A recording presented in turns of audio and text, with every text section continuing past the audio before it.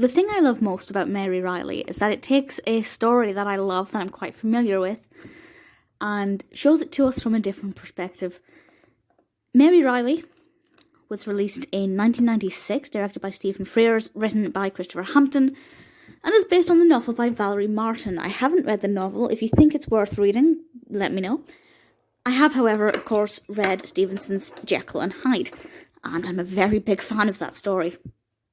And this tells the story of Jekyll and Hyde, I guess, from the perspective of a housemaid called Mary Reilly. And she is played by Julia Roberts. Jekyll and Hyde are played by John Malkovich.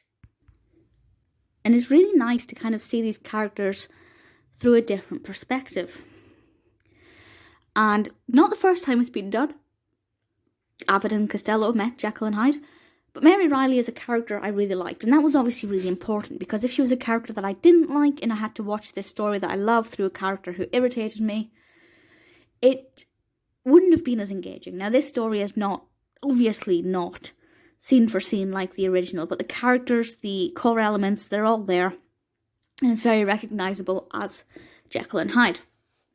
And I love watching Mary Reilly kind of learn more about Jekyll, but never quite knowing anything. And I think that that's really interesting, specifically because we as viewers, I assume most people who see this are fully aware of who Dr. Jekyll and Mr. Hyde actually are. Maybe I won't say anything else about that, just in case you don't.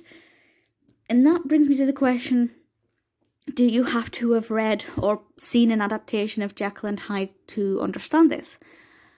No, I don't think so. I think you'd still be able to follow this quite well and quite quickly, understand the characters and get to grips with what's going on. But obviously, if you've already read the book and you love the story, then this different perspective is just going to give it a really fresh take and will allow you to enjoy it from a different angle. And that's particularly why I like it. Mary Reilly, for me, is a very likeable character. Needless to say, Julia Roberts gives a fantastic performance, as does Malkovich as Jekyll and Hyde. There isn't anything about this film that doesn't work. It has a lower rating than I expected. It has 5.8 out of 10 on IMDb. I would have given it at least a 6. But I guess 5.8 is not too bad. It's got a Metascore of 44. It's quite a dimly lit film. It's not really scary as such. It's kind of categorised as IMDb markets it as a drama, horror and romance. Romance, I guess. Drama, it is dramatic. Horror, in the most basic sense.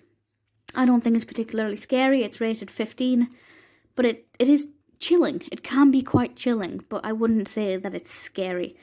So perhaps if you're trying to get into horror films, but you're not ready to take that leap into something that will actually make you wet yourself, then maybe Mary Reilly is a good one to go with.